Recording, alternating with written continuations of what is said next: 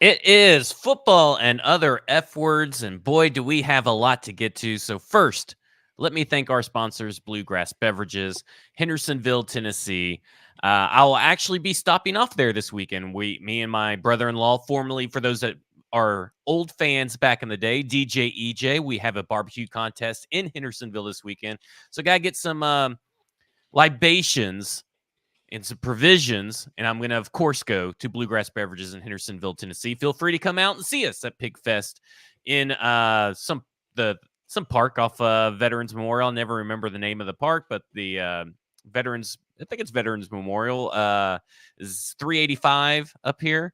So come see us. We'll be there Friday evening, and all day Saturday. We're going to have some barbecue for everybody that comes out. And hopefully we're going to come back with some wins and some trophies and stuff.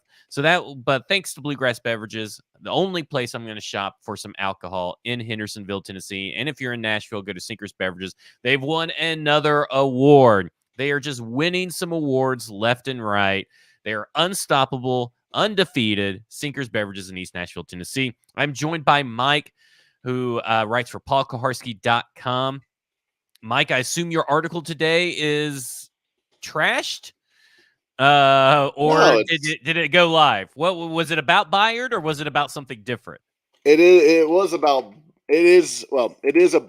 Byard, um, the trade, and then the kind of, I guess, spinning forward. What does it mean for this team moving forward, both this year and next year, and beyond, obviously. So, yeah, it'll be up soon.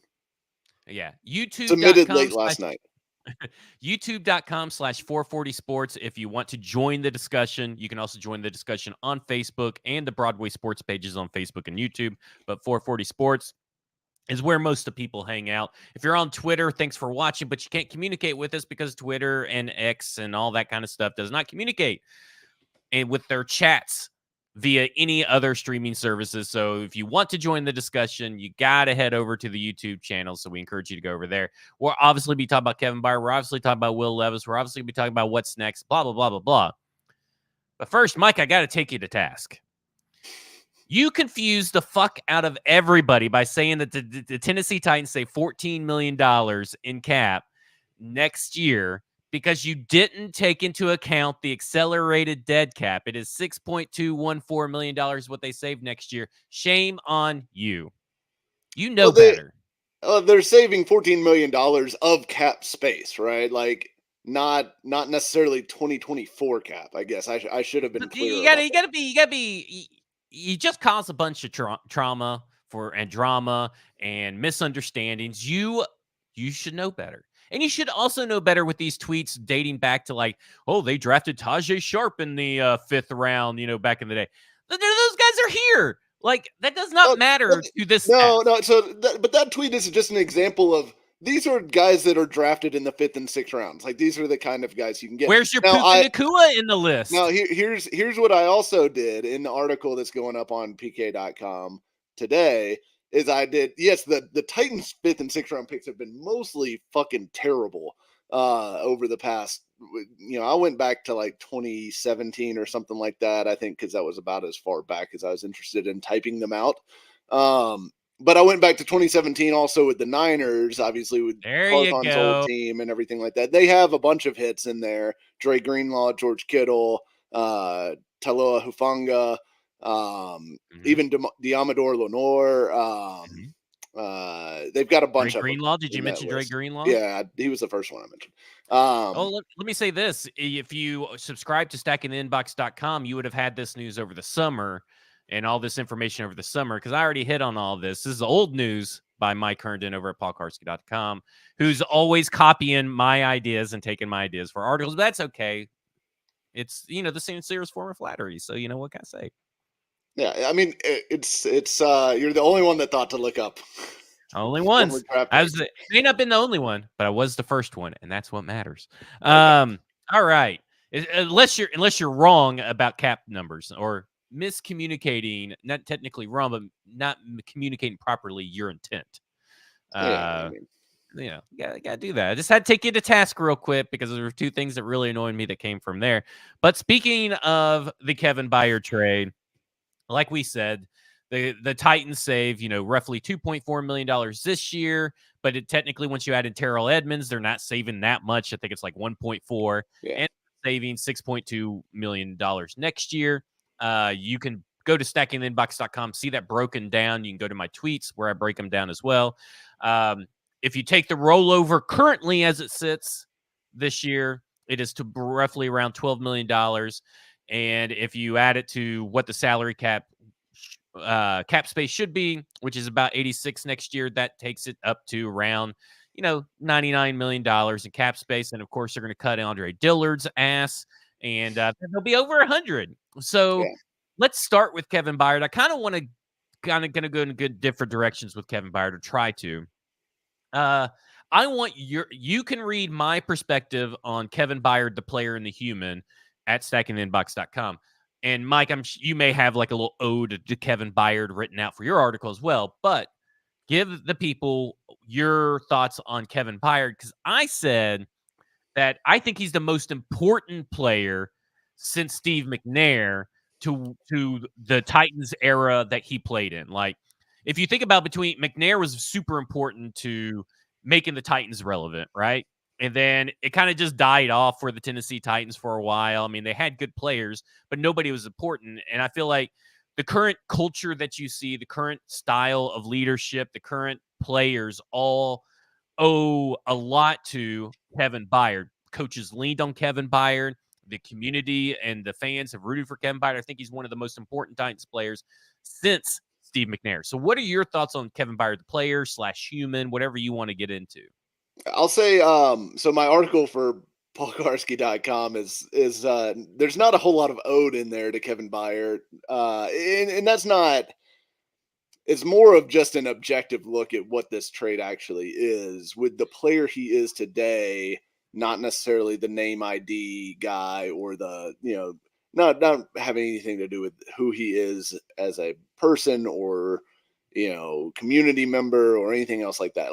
So I will say that here, that Kevin Byard has been unbelievable for the Titans from a standpoint of leadership, doing all of the right things on and off the field. Cannot be more appreciative of him as a person to have passed through this organization.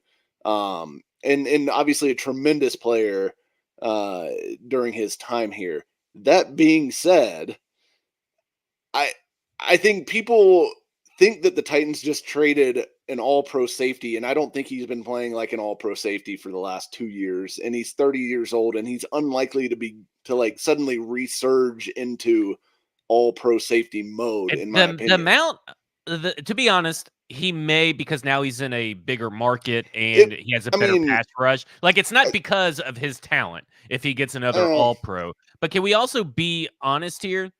The people that bring up, well, he has the most interceptions in this time span, and he's a two-time all pro safety, and they gotta, like, you're right. That's not who he's been the last 2 years. And I think that's okay to say. yeah, Like, I put at the very end of the article is, I think his impact will be felt more in terms of leadership than on the field play. And like, you better go ahead and get something for a veteran rather than keep him and have nothing to show for it other than the gratitude from fans. Like, that's all you're getting from Kevin Byard is a bunch of fans that are like, oh, well, at least he retired here, which he can still retire here. It yeah, happens all the time in the NFL, and he's likely to retire here, and he will go into the Ring of Honor. And remember when everybody got all up in arms about Jarrell Casey? He was pissy, and everybody thought, oh, well, now, he's going to go on and do stuff and be this great guy. And, the Titans have ruined a relationship with him. And there's been like no alumni since they retired that has shown their face more around the facility and in these videos and everything than Jarrell Casey. Eddie George, obviously, if you include the videos, but like yeah, Jarrell Casey's everywhere nowadays. He just was the yeah, 12th man, in London. And I think, was it, exactly, or something like that. But yeah. anyway, I mean, he's there for alumni. He retired, like, guys, it's not as deep as what you guys make it out to be. Yeah, I mean, you would think they'd shipped him off to Guantanamo Bay or something like that. I mean, he's going to Philly where he was born to play for a contender. I'm sure Byard is probably thrilled, to be honest, right now. But yeah, I think it's the sentimentality of fans. I understand because like that is part of being a fan, right? Like you get connected to these guys, you back these guys. Every time an article is put out ranking the safeties, you jump in the comments and say fucking Byard's better than Minka Fitzpatrick and all these other guys, whatever. I get that. Like that's part of being a fan. But from an objective standpoint and what Rand Carthon is paid to do is to look at what this player is right now, what he's going to be over the next 2 to 3 years, and make a decision that works best for the Tennessee Titans. And I think if the Titans, regardless of what Vrabel said about, the record and the performance not dictating what that move was, I think if the Titans were 5-1, this is not happening, right? Like this is not happening. There's no way they're selling off Kevin Byard for, future assets if they're actually competing. We know what this team is. We've been talking about it all season now. This team is flawed. They're not deep. They don't have the horses. Like what can you imagine a scenario of the Titans somehow coming to life and being able to knock off the Bills and Dolphins and Chiefs and Ravens and all these other teams that they will have to play in the playoffs if they manage to get there? There's just like, I know it happened in 2019. I also know there's completely different circumstances surrounding that team than surrounding this team. So I think anyone hanging on to like the thin margin of hope that this is some 2019, turnaround story, I think you're hoping a lot there. That is not based on anything in reality. There's no like, and I think we talked about this on the pod last week. There's not a Taylor Lewan coming off of suspension. There's not a Ryan Tannehill stepping in to take over for Mariota. There's not an ascending AJ Brown, sitting there, coming into his own as a rookie. Those conditions don't exist this year. So I think the Titans had to move on. I think they'd already decided to move on, frankly. I think all the pay cut thing with Byard and everything this past offseason told us that that Carthon's evaluation when he stepped into the building was probably that I think Kevin Byard's a good guy. I think he's a good player. I don't think he's a great player. I don't think he's worth the contract he's currently on anymore, as a current player, not over the course of his whole career. And I don't think we should be paying two safeties $30 million, over the next 2 to 3 years. So, Amani Hooker is he's still like 24 or 25 years old. He's like ridiculously young for as long as he's been in the league. But I think it's clear they were going to move on from Byard after this season. And this is just getting picks back instead of giving him up for free. I mean, that's the only thing that this is. It is restocking the draft capital that you lost because you did stuff like trade for Hugo Amadi and Dennis Daly over the last few years. So it's all this is, and I think it makes sense for the Titans to make this move, as much as it hurts from like a fan standpoint of Kevin Byard is one of my favorite players to have played here. Obviously he's got the connection to MTSU and everything like that, which is meaningful for a lot of fans. It is. I think you've got to separate that from the football decision, which is moving an aging safety that you were paying a lot of money and probably didn't want to be paying a whole lot of money to much longer for possible future assets. I mean, and the thing is like, it's not like, I mean, the team can get worse, right?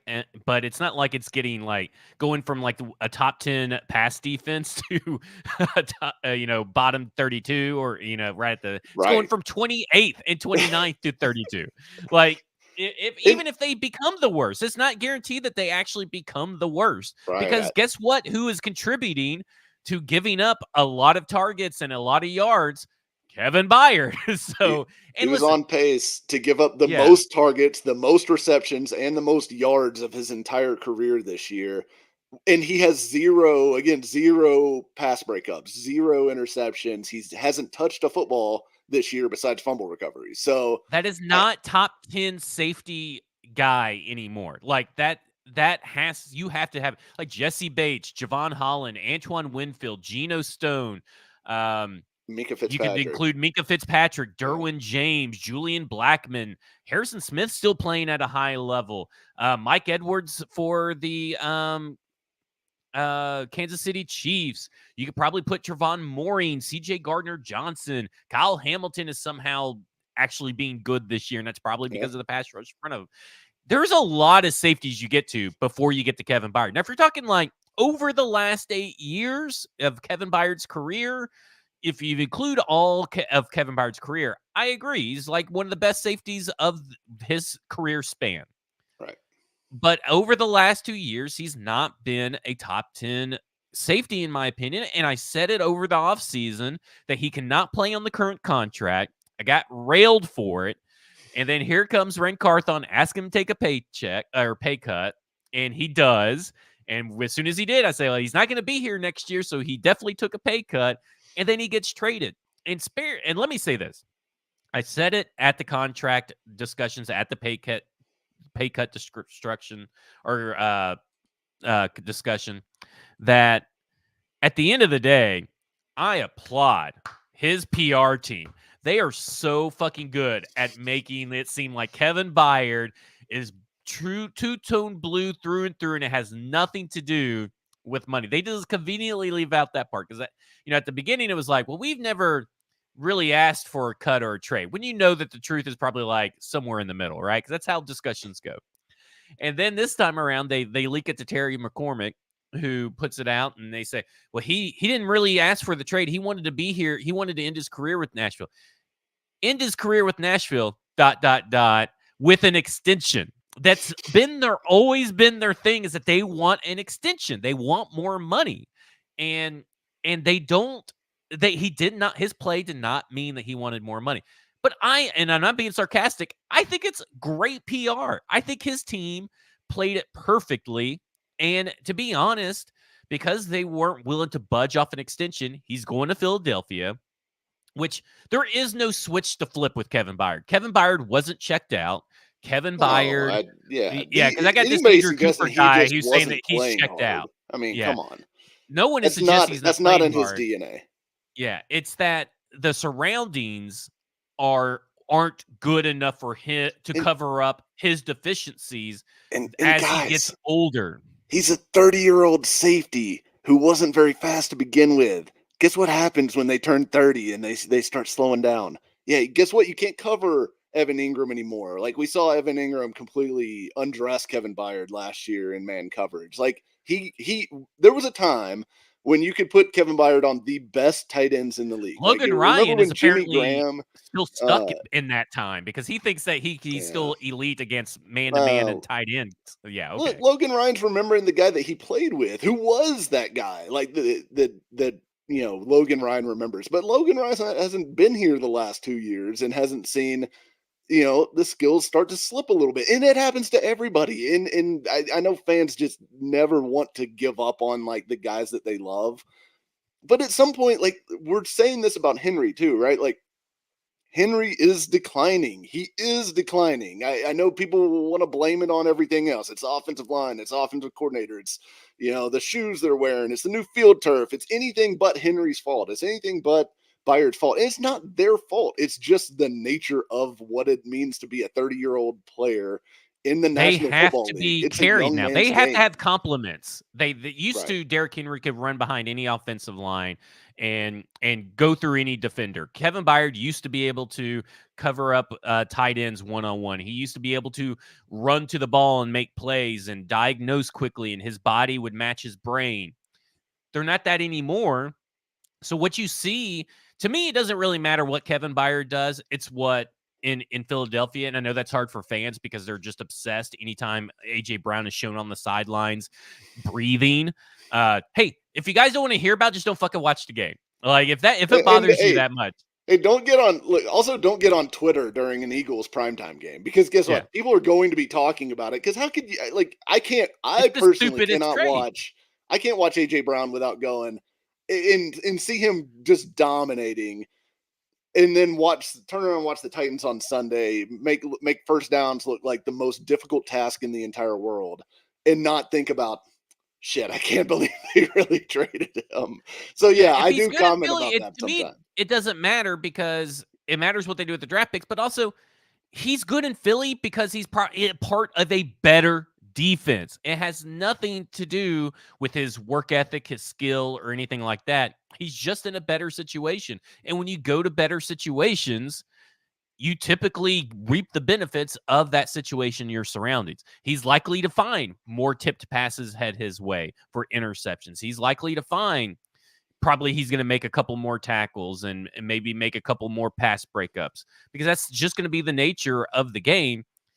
But let's be honest, what matters is what the Titans do with this 5th round and 6th round pick and what those guys turn into. What do these picks turn into? Because at the end of the day, you see it after every couple of years. You'll see like, well, who really got the better end of the Christian McCaffrey deal? Like I was kind of looking at when Christian McCaffrey got traded for other purposes. But when does like where did those picks go for Christian McCaffrey? What were they used on? Who do those players ended up being? And that's usually a year or two down the road. So we won't know until 2025 really start to see who won the trade. Like obviously, we already know after 1 year, Eagles definitely won the trade unless Treylon Burks Well, turns into some like magnificent wide receiver out of yeah. nowhere. The Eagles won the trade. Yeah. No, and I also think it's possible that both teams win the trade, right? Because if Kevin Byard goes to Philly and helps the Eagles' pass defense improve, which I think he will, I think he'll be better than what they've had at safety because safety's been a major problem for them this year. But they've also been a Um, top 12, top 15, top 10, depending on what metric you look at, pass yeah, defense already. This guy, yeah. Andrew Cooper, is just, I guess, just on the wanting to lie all damn day today. He says the Eagles have one of the bottom pass defenses in the league. Since when? Like where is that metric Maybe coming from? I know they've struggled in the secondary, but their overall pass defense, which includes the pass rush, it Yes. has to be said, which is elite, is their overall pass defense is good. It's better than the Titans for certain. Like right, like the Titans again. Like it's certainly possible that Byard improves the Eagles' pass defense to some degree and helps them win a Super Bowl, and that's great if that happens. But it's also pretty likely, I think, that the 5th and 6th round picks that the Titans get are more likely to be starters on this team in 2024, 2025, 2026, which is what the Titans are prioritizing now and what they probably should have been prioritizing this past offseason. Um, eh, than what Kevin Byard would have been for them at age 32, 33. So I just think that it's possible that it works out for both teams. Like if Byard achieves the short-term goals for the Eagles, that's a win for the Eagles, no matter what the 5th and 6th round picks turn into. If the Titans' 5th and 6th round picks turn out to be like starters for a team that maybe is pretty good in a few years, that's a win for the Titans, regardless of what Kevin Byard does for the Eagles. So I just think it's impossible to like grade the trade right now. And look, I trust Rand Carthon that he probably got the most that he could for Byard. Like I don't think he screwed the pooch as far as he could have gotten more elsewhere. I'm sure he got all the offers that he possibly could. Called teams that had shown interest previously, all that stuff, and took the best deal that was on the table. I just think that's what Byard's market is right now. Is the equivalent of like a late 4th round pick, which is what those two picks combined are. I look at it this way, and I brought this up, and I'm going to be on the Tighten Up podcast this week because I guess when bad news breaks, I'm the first guy they think of. But I said it this way: if you never thought this guy was going to be here next year, which I'm one of those guys, I don't think that Yeah, Kevin Byard's going to be here next year. I'm fairly certain Derrick Henry may not be here next year. Ryan yeah, Tannehill was definitely not going to be here next year. yeah. If you're I one agree of on those that. guys that thinks a certain player's not going to be here, get what you can now. Because guess what? They're not helping this team. This team has not changed at all in anything that has to do with with it. Because I mean, like we said that they were 28th in EPA this Titans pass defense in like 29th or 30th in success rate, it's not that far of a drop. It does not really matter if they are here or not, because like if you look at the EPA allowed by the defense on pass plays for the Eagles, if I can pull it up, I hate the first time sometimes when you log into this RBSDM, when you log in, it kind of like doesn't let you sort. But in Oh yeah. terms of drop back per EPA, so on pass plays, they are 12th. Looking at it right here. Got a good guy telling me that they're like 20th or something. And on pass plays, their success rate is, where is it? They are 7th in success rate allowed. So, I mean, if you're talking about EPA play like that, it's the pass rush is included in your pass defense.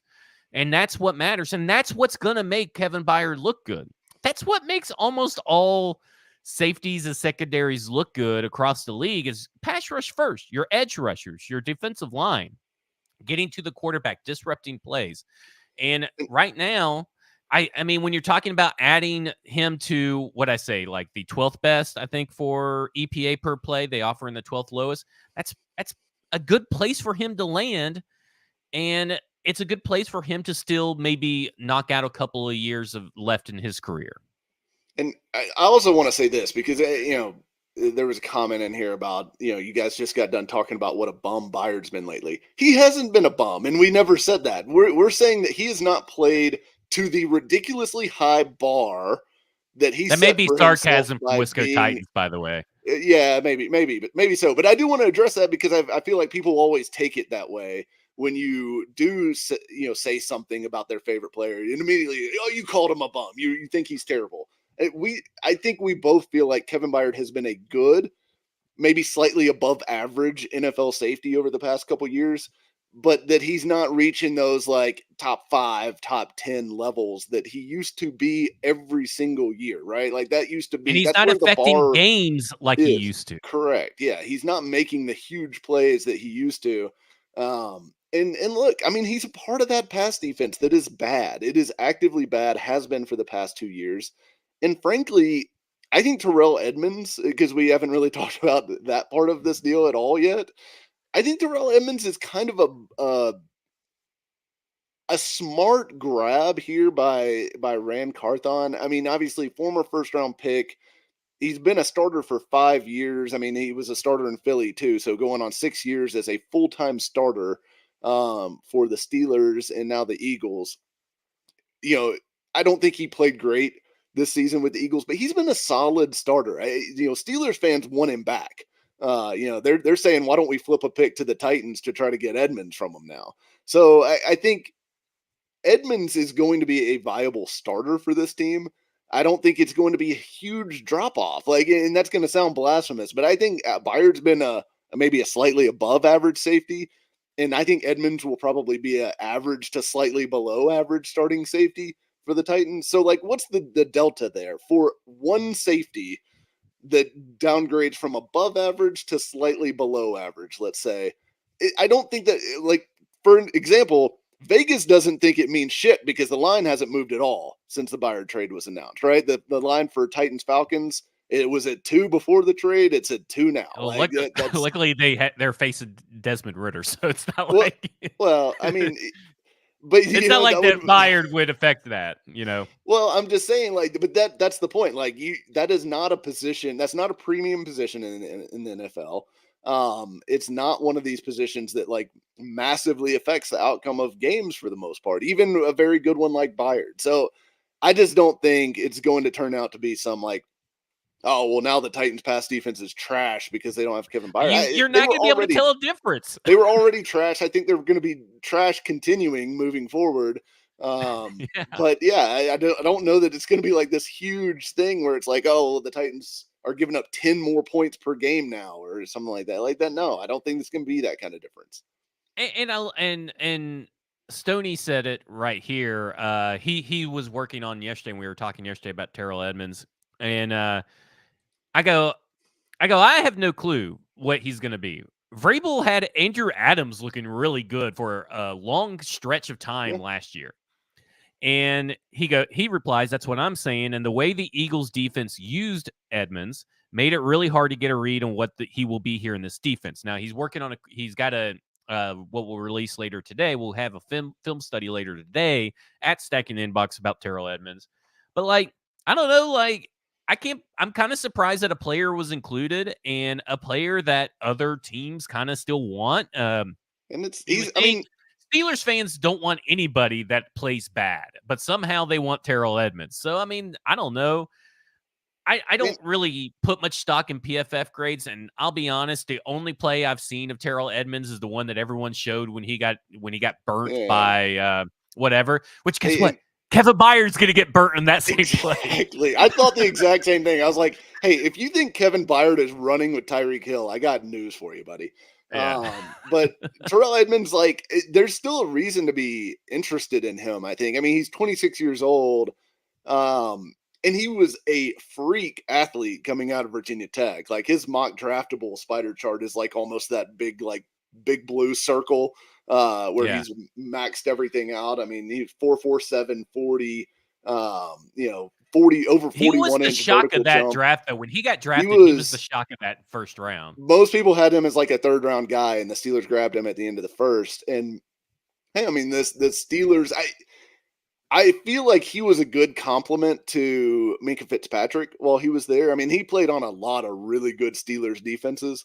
So I don't think he's like some complete bum that they're bringing in here. I think he's going to help them a little bit. And I think putting Amani Hooker into, the Titans are going to play their safeties interchangeably. That's just what they do. They're going to play a lot of Molden's an important piece of that.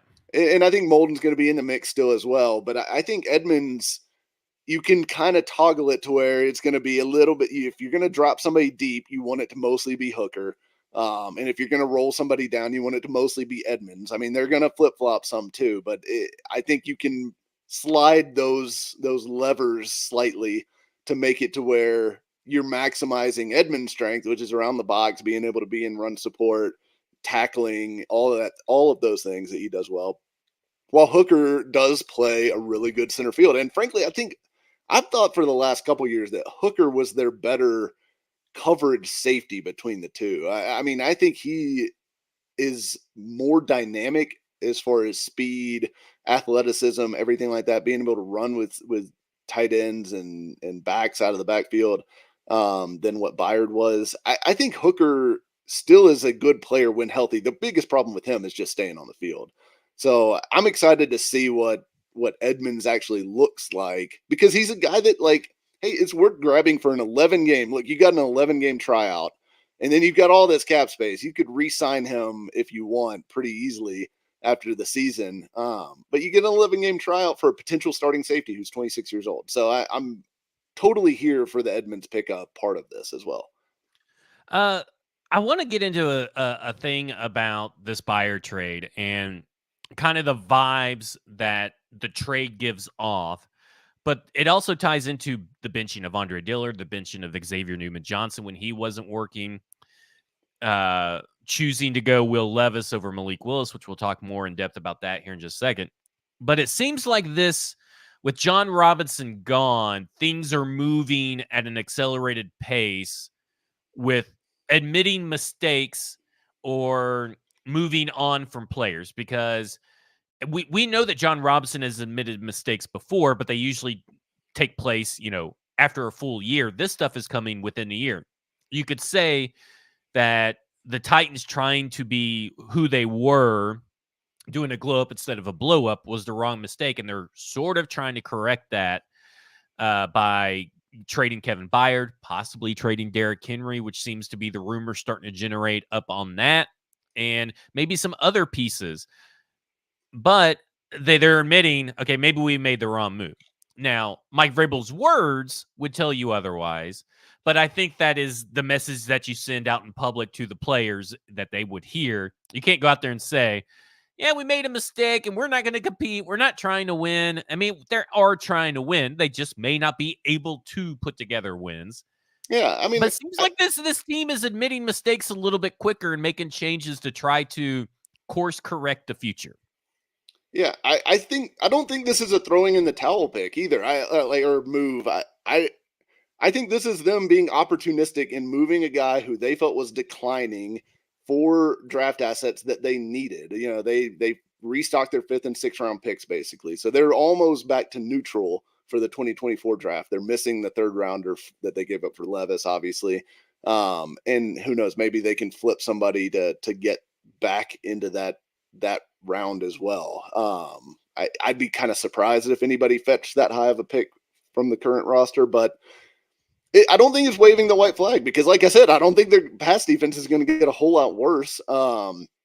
The run defense isn't going to get any worse, and it's going to be up to Will Levis, I guess, is to what this season looks like moving forward, more or less, right? Like that's how I view this. Is the Kevin Byard trade is not going to dictate the direction of the season. It's going to be the quarterback position. It's going to be is Will Levis good? Is Will Levis bad? Is Ryan Tannehill coming back? You know, which I think we're all at the point now where we kind of hope Tannehill doesn't start again, unless, I mean, maybe if they win this game but Levis plays bad, and there's maybe some sort of scenario where you could be like, all right, well, they're kind of back to 500-ish and Tannehill's healthy, so let's try to keep winning. And I don't think they should tank, right? Like, I don't think they should be intentionally trying to lose, but I do think they should be they may not be able to help it. Well, exactly. I don't think that that's going to be a decision for them of whether or not they want to win. But the priority certainly has to be, what does this team look like in 2024, 2025, 2026? That's the priority at this point, and what makes the most sense for the future of this team. And I think moving Byard made sense. And like you said, I think Henry, Autry, Tannehill, guys that aren't going to be here the next time the Titans are actually good and ready to contend, get what you can for them. Yeah, Fulton, another perfect example. Like, if someone is willing to give you anything for Christian Fulton, just take it. Just take it at this point. It'd be interesting to see. You never know what happens with Ryan Tannehill. I'm kind of getting this. Initially I'm like, well, he's not going to be healthy. Who's going to trade for him? Blah blah blah. And then I'm thinking, man, the Browns are in such a bad situation. There's a couple other quarterback situations that are bad, but they have good teams around them. And then I'm thinking, Mike Vrabel kind of left the door open. I don't know why, but he kind of left the door open that he could play this week. We'll see where Ryan Tannehill's at today, kind of deal. And I'm just thinking, well, maybe he's healthy enough by Halloween to interest a team. And I'm just kind of thinking that. I'm just kind of throwing it. It's very far-fetched, and I don't think it's very likely. But there is that possibility that door is open. I just like that they may not be making. I feel like they're making sensible moves with almost every trade or every transaction or decision they make. They're making sensible moves. Yeah, you could say not every sensible decision or sensible move they made obviously has not worked out. That's life. Andre Dillard is a perfect example. It was sensible for them to go out and get a left tackle in free agency. And it was sensible that it was Andre Dillard and not Mike McGlinchey, and it didn't work out. But that was the sensible move. It was sensible to draft Peter Skoronski. It was, and you can go down the list. And so far, Rand Carthon's made more better moves than bad moves. But I do like that every decision that they make just is sensible. And it may not work, and you may not agree with it, but everything has a rhyme or reason to it. And I do not think they should be buyers unless it's for someone like T. Higgins or Mike Evans or someone like that at the trade deadline, and you sign them to an extension immediately. Like, right. I could see that being a move, but if you're telling me, I think Trace was the one who said something about Trent Brown. I'm good on Trent Brown. Like, I get that he's very good, and he would be an immediate upgrade and immediate help, but I'd rather them draft a left tackle than trade for a left tackle, if that makes sense. At the current state of their team, that's what I would like. I would like for them to go after a Joe Alt or Ola Fashinako, whatever his last name is. I'd rather them go after one of those guys than go after Trent Brown at this point in their at where the team state is. Yeah. But I would be great. It'd be great if they went after and got like T. Higgins or Mike Evans or someone like that that can be an impact player for the next couple of years that helps your young quarterback. I'd be okay with that. But that would have to be how it goes out for me to be acceptable with them to be buyers. Yeah. But let's talk about the Will Levis decision. What do you have real quick? We'll go I was real gonna quick. say I do think, if you could, so to me Trent Brown is like the only left tackle available on free agency next year that I'm interested in, and it does worry me a little bit that like he's only ever been good in New England basically, which is a concern. But that's the guy that I think if you could get him on the offensive line, he probably does help right away. And if you could sign him to a 2 or 3 year extension immediately, like I wouldn't be totally opposed to that. But I agree that like, I mean, assuming the Titans are going to draft somewhere around the top 10 ish, which I think is pretty likely. I think, yeah, you're going to be in the range for either Alt or Fashanu, and those guys are really, really good tackle prospects. I mean, those guys are both better tackle prospects than Paris Johnson Jr., the top tackle from last year's draft. So you're talking about a good tackle class. You could find an immediate starter in that class at left tackle, and then you fill in your other spots in free agency with your war chest of cap dollars that you're going to have available now. So it's not like, and I mentioned this in my article that I was that is coming out today. A rebuild doesn't necessarily mean it has to be like 5 years down the road. Like it could happen fast. The biggest question is going to be whether you have the quarterback, which is kind of what we're about to get into here. But if they have, if Levis, let's say Levis turns out to be a hit, which your mileage may vary on your belief for that. Let's say Levis turns out to be a hit. It would not be anything for them to go out and get, a T. Higgins in free agency, throw a couple elite pass rushers in there. Like, I mean, you could get like a Bryce Huff and a Chase Young or something like that on the free agent market next year. And, maybe you find a corner and a safety. You've got $100 million worth of cap space, which you can stretch pretty far too if you structure it, in certain ways. So it is quite possible that they could rebuild this thing on the fly pretty quickly if they've hit on the quarterback spot, which is why you And have to really, play to me, Levis and find out. yeah, and really to me, it's more about when you say hit. Here's how I would define hit in my head: is that he's in the 60%. We talk about the 20-60-20. I think if he's in the 60%, you can clearly say maybe we can get him to the 20%. With a couple more years under his belt in our system, we can get him that. But if he's in the 60% of quarterbacks around the NFL, if he is, your Derek Carr, your Kirk Cousins, at a younger Derek Carr, get Yeah. him at a Kirk Cousins, get him at Ryan Tannehill viability, maybe in 2019, 2020, when things go around them and things are around them are good, he is good. That's enough to keep him on and build around him. And then you keep building and keep making everything good around him.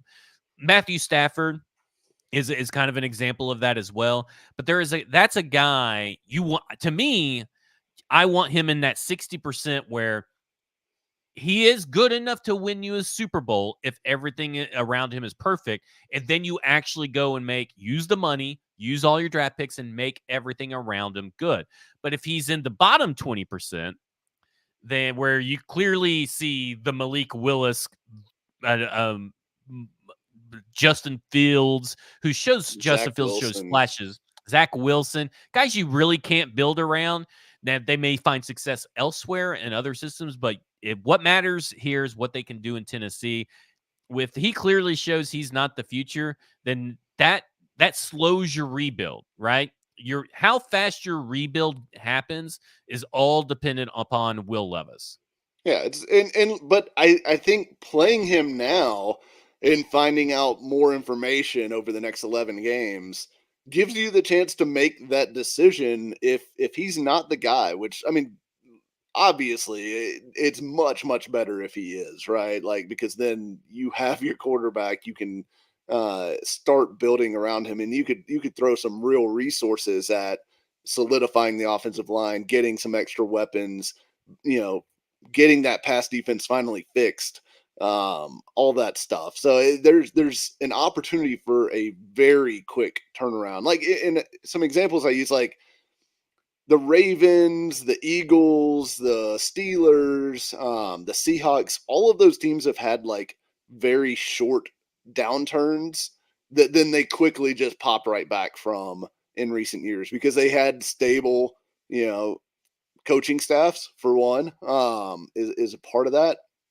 But also they were just able to make the transition to the new quarterback in most of these cases. You know, Flacco to Lamar, Roethlisberger to Pickett. You know, and Pickett hasn't even been that good, but the Steelers are still pretty good because they've got a lot of resources around him. And you're able to bounce right back. So I think that the Titans have that window in front of them if Levis hits.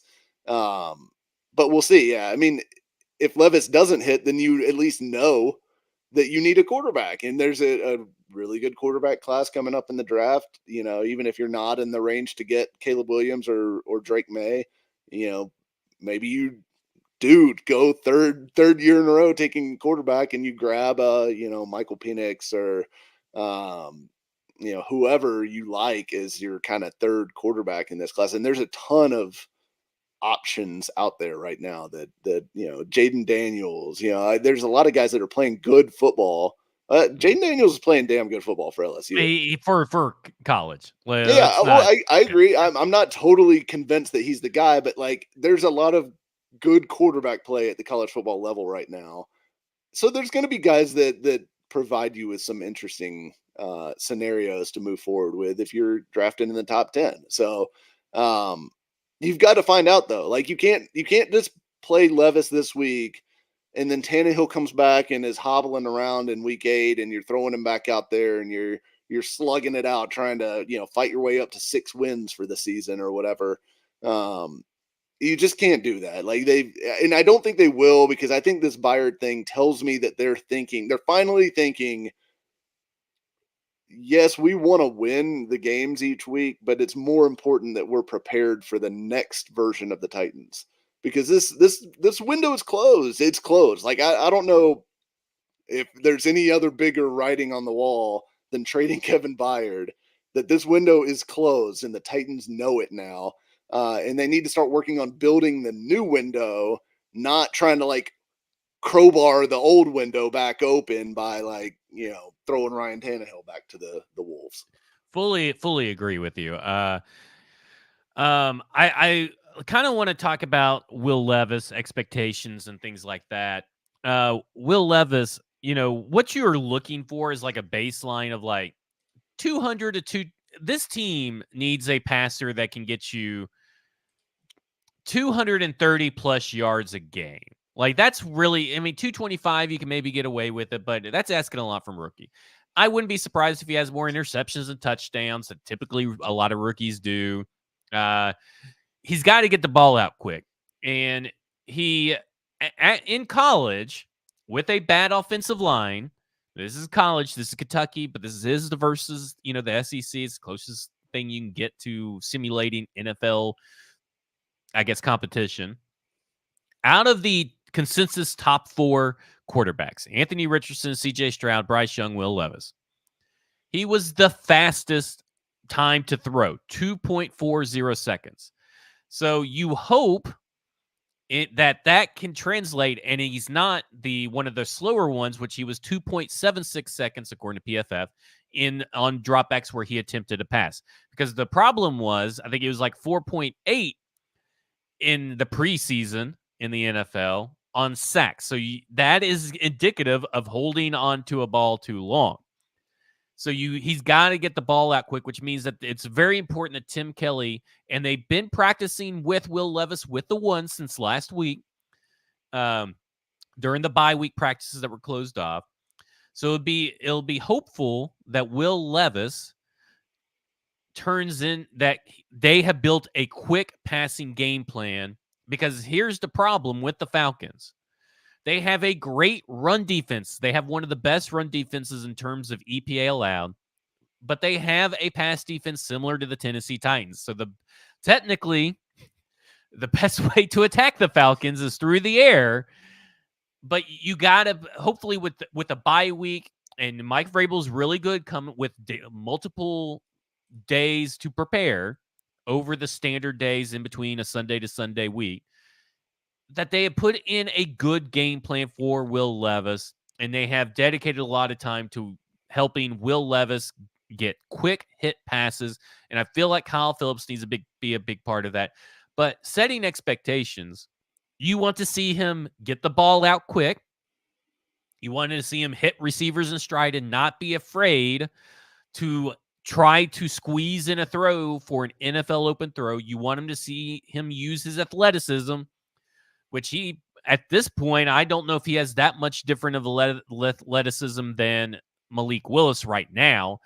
What we've seen on the field from Malik Willis has not been what was the prince that was promised from Liberty in terms of athleticism. Right. But I think that Will Levis has the athleticism. I think you need to get creative with the offense, and they need to make life easier for him, which falls onto the offensive line. But what are your expectations for Will Levis if he were to start all 11 games? Like, what isn't that what it is? It's not really about the stat line per se. Yeah. It's how the stat line happens, I guess. What is the process leading to that stat? Yeah, it's definitely not the stats at the end of the day for me. It's gonna be simply based on like what you said. Is he getting the ball out on time? Is he reading out his progressions in a way that makes sense and looks correct on film? Like is he passing up open receivers? Like one of my biggest gripes, and this goes all the way back to the end of the Mariota time frame in 2019. There was this big dust up in Titans Twitter, between myself and what felt like the rest of Titans Twitter about Mariota, because I was saying, everyone was blaming the offensive line. The offensive line's terrible, awful. They give up all these sacks. And I kept watching the film and I'm going, he's passing up open receivers and holding the football. And that is making the offensive line look worse than it is.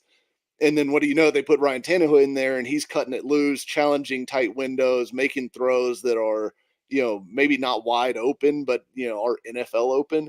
And wow, the offensive line protection looks a lot better. All of a sudden things are going well. People were accusing the offensive line of blocking better for Tannehill than they did for Mariota, as if it was some sort of like secret conspiracy.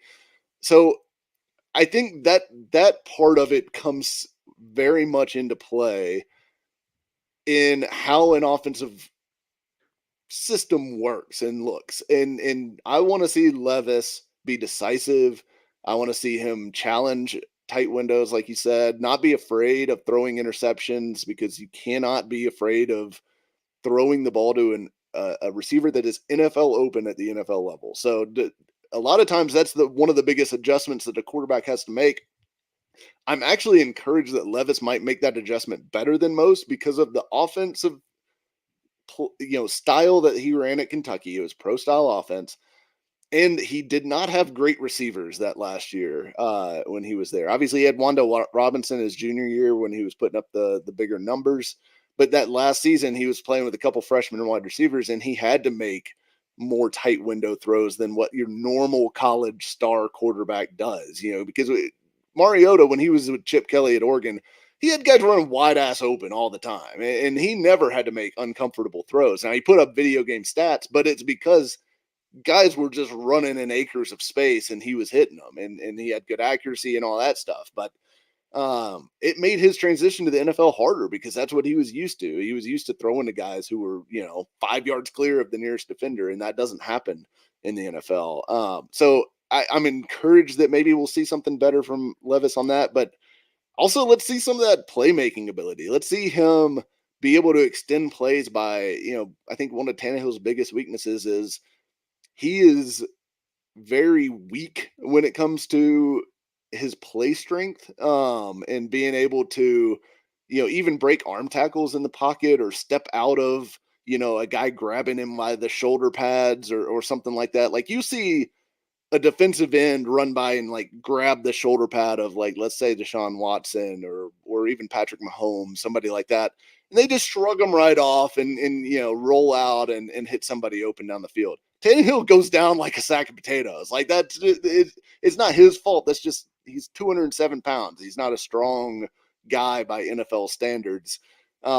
Levis is built like a tank. He looks like, Mr. Universe over there with his bodybuilding pictures and stuff. But he needs to be able to use that play strength to shrug off some tackles in the pocket, to be able to create out of structure. Like, that's the stuff that I would love to see, because I think that's necessary for him to reach his potential and to be the quarterback that the Titans need him to be at the next level. So I want to see all that stuff, and I don't care what the stats resulting look like.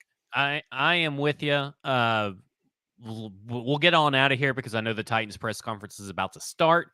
Mike Vrabel's at the podium. Then weirdly, they're advertising Ryan Tannehill as well, which doesn't make much sense, but it's probably just an old graphic that they forgot to change or something. Maybe. But anyway, you're going to the game, but Titans are obviously winning this game. They have 2 weeks to prepare. Will Levis is playing. They're in the Oilers uniforms. It feels like when everybody is just so very down on the Tennessee Titans, they pull out a win. I'm going Titans win 24-17. Yeah, I'll actually just join you on that score prediction, because that's right around where I was going to be. And the Titans have a phenomenal record when I'm in the house, so you're all welcome for this upcoming win.